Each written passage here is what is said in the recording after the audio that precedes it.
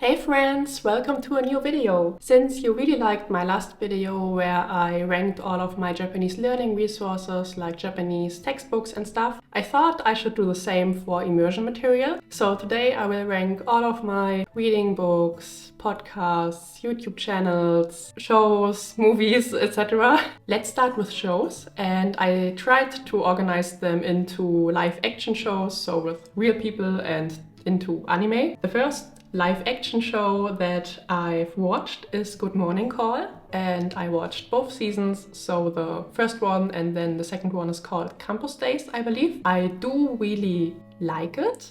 I think it was hilarious, but I don't like the relationship between the main characters because the guy treats the girl not very nice, and I think, I don't know, it had a sour aftertaste for me always watching this show, even though it was super duper funny. But yeah, I still think it's great. Definitely watch it if you like cute school romance with a lot of drama. The next one is Run for the Money Battle Royale. So this is a show where Japanese celebrities try to escape like Men in Black, and they try to get unnoticed and hide in a like specific area. And the longer they can do it without being caught, the more money they will earn. I think it was a nice show to watch because there was quite a lot of like colloquial language. And yeah, I would say it's nice to have. It was not like the most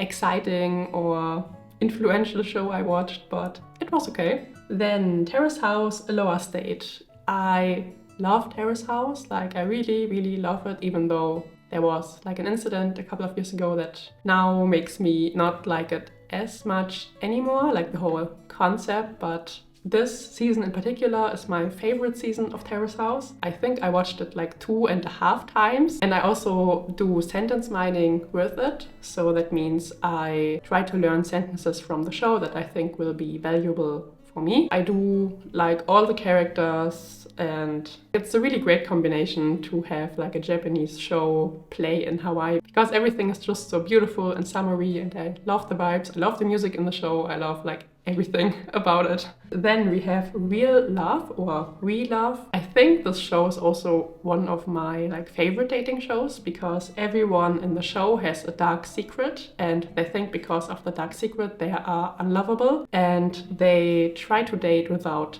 telling anyone their dark secret, but everyone in the show knows that everyone has one, and every hour or every 2 hours one secret is being revealed until every secret is revealed in the whole group. I think it was really interesting also to see how Japanese people react to like certain dark secrets. I also do love it. And then Ainori African Journey or Love Bus African Journey. I do like this one, but I like the other Ainori series where they travel around Asia a lot more. And it's also a dating show where I think 6 people, like 3 girls and 3 boys, travel around Africa in the Love Bus. And they try to get to know each other, try to form relationships, and then they have to confess. And if the other person says, yes, I want to be in a relationship with you, then they both fly back to Japan. But if they get a rejection, then the person who confessed has to go home alone. I really like the concept. And there's also a lot of colloquial language. I think for this one, I would say it's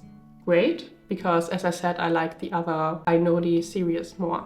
Then Kimi ni Todoke. I never read the manga or watched the anime, and I felt like it's kind of basic knowledge to know the story. So I watched the Netflix show, and it was so heartwarming and nice, and it's about a girl that's really shy, and a lot of people are afraid of her because she kind of looks like a character from a horror movie. So she has a really hard time finding friends and like being social. I really like that it's about like social anxiety and finding like your first love and stuff. And it was so cute. I really like the actors. I'm so sad that it's now over. I hope there will be maybe a second season. The next one, Burn the House Down. This I also loved a lot. I think it was so exciting and so like thrilling to watch, even though it's not really my cup of tea because I'm more on the like romance side. But this show is about a girl whose mother is supposed to have burned their family house down. But the girl is convinced that her mom was not the guilty one, and she tries to find the one who actually burned the house down. I think the ending was quite unexpected, so it was even better than I thought at the beginning. So I will also put it in the love it category. The next one is She the Wolf? And this is also a dating show, I believe, with a lot of celebrities. One person is not supposed to fall in love, so they have to pretend that they like someone, but they are not allowed to confess, kind of along those lines. I only watched 2 episodes, I think, because I found it to be really boring, so I stopped watching it. So I would say it's not my cup of tea. Then I watched First Love. I actually have to put it in I haven't used it enough, because I only watched the first episode, so I can't really say a lot about it. I did like the first episode, and I posted it on Instagram when I watched it, and I think 10 people wrote me and they said you're gonna cry. And I cry very easily when I watch romance stuff and sad stuff, so I was oh, okay, I'm kind of excited, kind of afraid to continue. The next one is Pan Journey, I think it's called in English. This one, I think it's okay, but I also have to say it's not my cup of tea. I think I watched 2 episodes when the mini-immersion weekend was, because Pan Journey often gets streamed during mini-immersion weekend. But yeah, I'm not that interested in bread, so I don't know, it was a bit complicated in the language, of course, because it's real authentic material for real Japanese people, so I couldn't follow the plot and I wasn't really interested in the topic, so yeah, I stopped watching it. The next series is called Kino Nani Tabeta, so what did you eat yesterday? It's about a gay couple, and one of them is really afraid to come out. He tries everything to hide that he's gay, and I think it's really interesting to see someone coping with being gay in a Japanese society. And the series also focuses a lot on cooking and food and stuff, as the name suggests. So I think it's really interesting, and I think it's great. Now we start with anime, and the first one I watched is Attack on Titan, and I watched everything until the last episode. Even though it's also not my usual thing I would watch, I really liked it. I think it was really emotional and it kind of destroyed me when I was watching it. I would say it's great because I didn't like the last season as much, and I think the first 1 or 2 seasons were a lot better. I liked it a lot more. But I also thought the Japanese was kind of easy to understand, so they spoke really clearly most of the time. So yeah, I think it was a good anime to watch also for language learning, even though there's a lot of special vocabulary in there. The next one is Blue Period, and it's about a guy that discovers art and then he tries to get into a well-recognized art school. I think it was really nice to see his progression, how he started to love art and how he started to express himself through art. So I think it was great. The next one, I think it's called Chikawa. And this one I also only watched because of the mini-immersion weekend, and it's definitely made for children. They talk not a lot, they do more gestures and make sounds, kind of. But yeah, I have to say it's not my cup of tea, at all. I only watched, I think, 5 or 6 episodes, and each episode is only 3 or 4 minutes, but I just couldn't get into it. The next one is Jujutsu Kaisen, and a lot of people will probably hate me for it, but it's not my cup of tea. I watched 3 episodes with my boyfriend because he loves Jujutsu Kaisen, it's his favorite anime. I think he even loves it more than Attack on Titan, and he also bought all the manga to read, and he never reads, so he wanted to watch it with me, and I think we watched 3 episodes. But it didn't interest me a lot. I'm not quite sure if I want to continue watching it. Yeah, so sorry for that. The next one is Komi Can't Communicate. This one I really loved because it's also again about social anxiety and being shy, and I just really liked all the characters and how they interacted with each other, and it was kind of really relatable. So yeah, I do really like it. I can only recommend it. I liked it so much that I got the manga in Japanese in Thailand when I was there in Kinokuniya, and yeah, I really hope to get around to reading it this year. The next show is Kotaro Lives Alone, and this one, I think it's really hard to put it into a category because at first I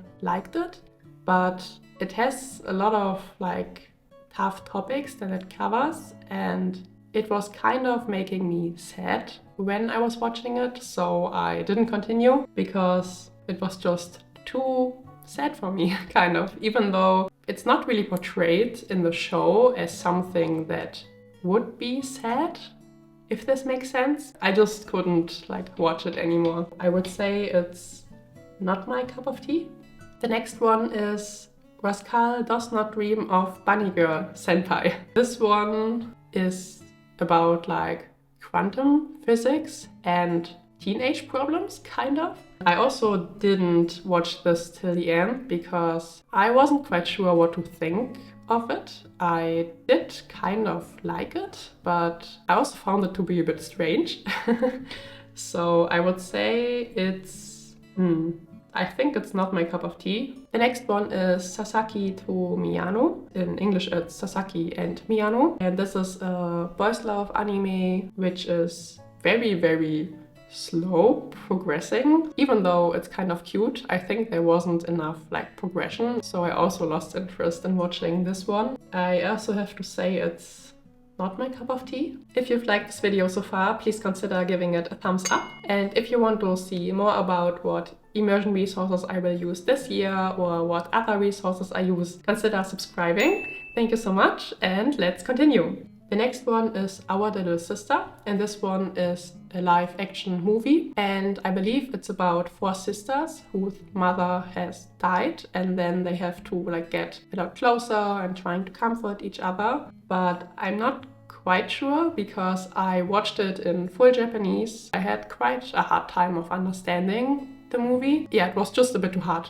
I guess. So I would say it's maybe also not my cup of tea. Then the next one is Renta Neko. This one I did really like. This was also in full Japanese, and I think it had Japanese subtitles because both of the movies I watched as streams during Minimmersion. But this one was easier to understand, and I really liked the concept. So I would say it's great. It's about a girl that has a few cats and she tries to kind of rent them out to people who need them. I especially like those scenes where the people like got the cats and you were just able to see how much they needed the love from those cats.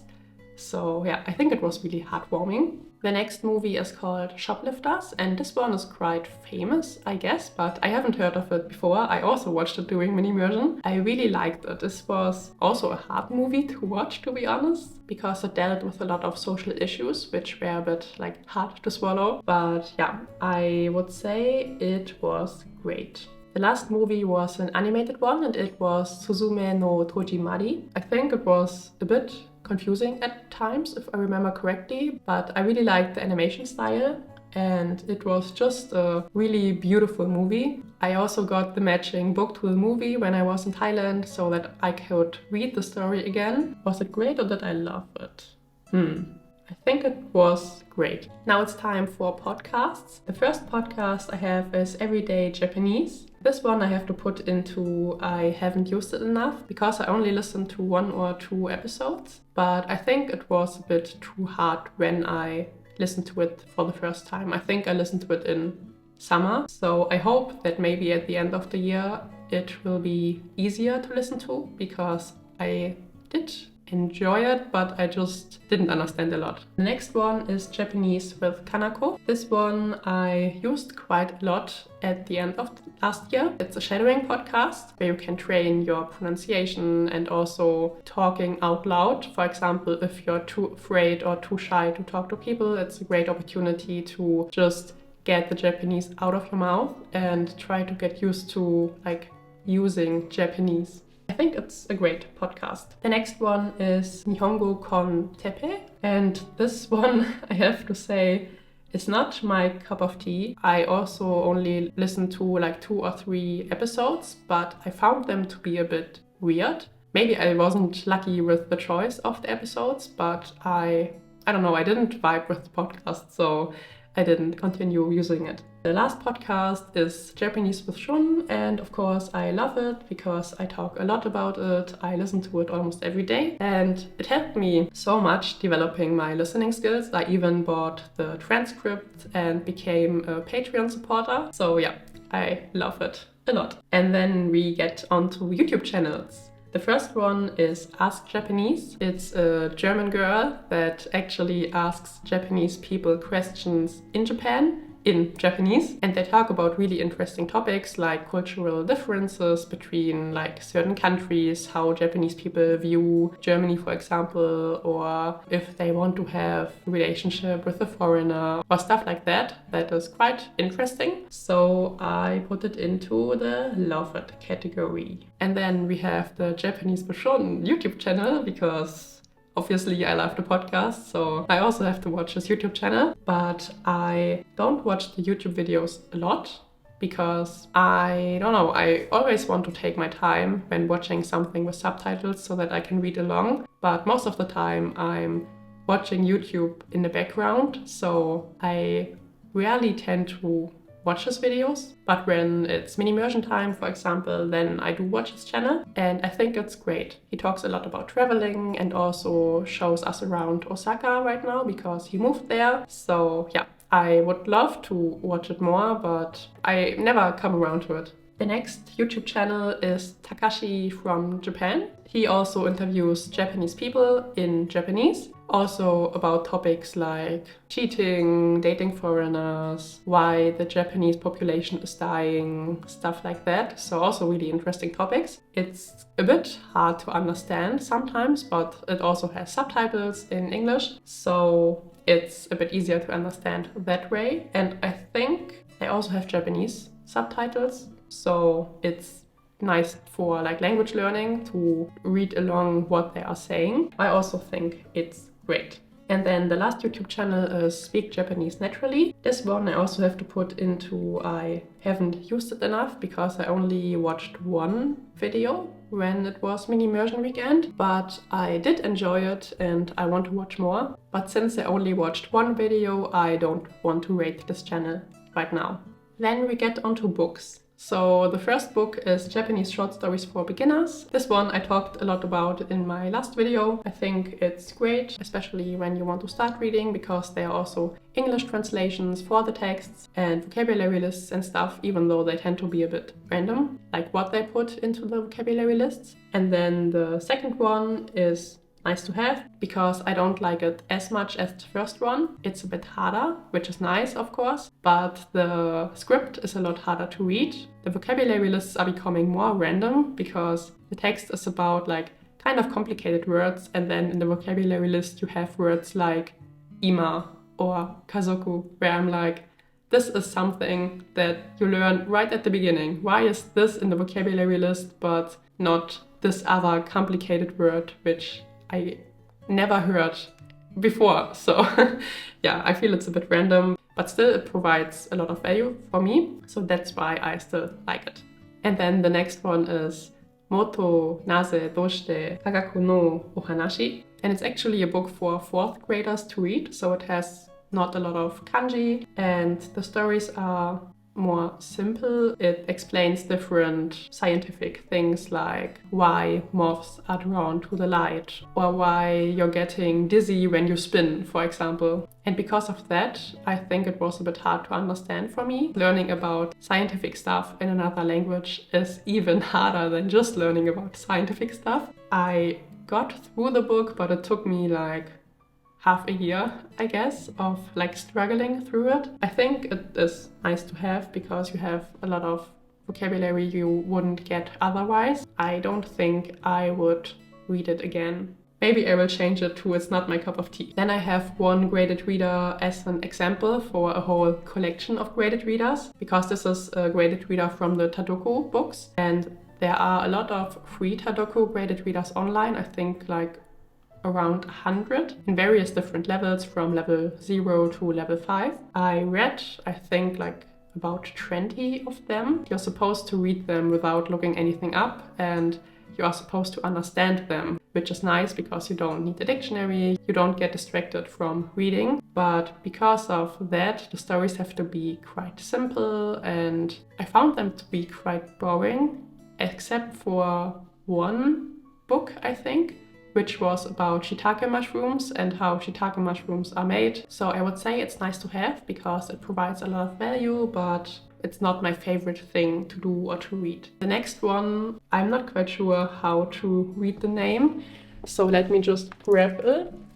Shogakusei nara shite okitai kyo something, I don't know the last kanji. You have one page you are supposed to read every day, so 366 pages. I thought, sure, I could do this. This is not so complicated. I have a dictionary. It would be fine. It was so hard. I think I read 10 pages at the start of last year, and then I just gave up because even though I looked up a lot of words, it was just too hard for me to understand, and I wasn't making sense of the things I was reading, even though I looked up the words. I have to say it's not my cup of tea right now because it's just way too hard for me, but I guess I will enjoy it more when I am more able to read Japanese and to understand like bigger concepts and stuff like history, for example. So I hope I can read it someday, maybe after I return from Japan, maybe then. The next one is not a book, but also a story, and it's Jamuya-san, or The Gem Maker. This is the story I'm currently reading on Satori Reader. I do really like this series, so I would say it's great.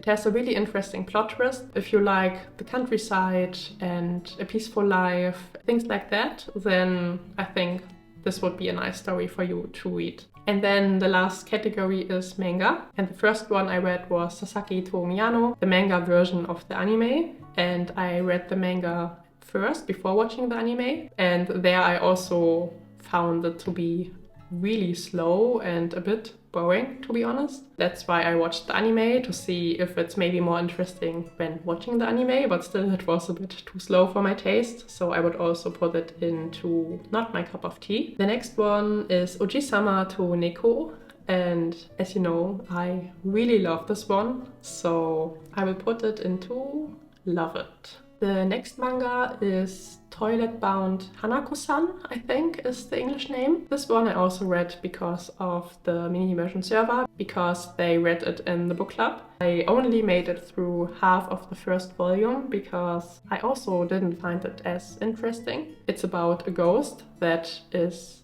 trapped in a toilet from a school, and about a girl that discovers this ghost, and then they kind of get along and do things, fight against monsters, kind of. It was not my cup of tea. And the last manga I read is Ima Kara Hajimeru o Sananajimi. From today on we are childhood best friends. This one was quite cute.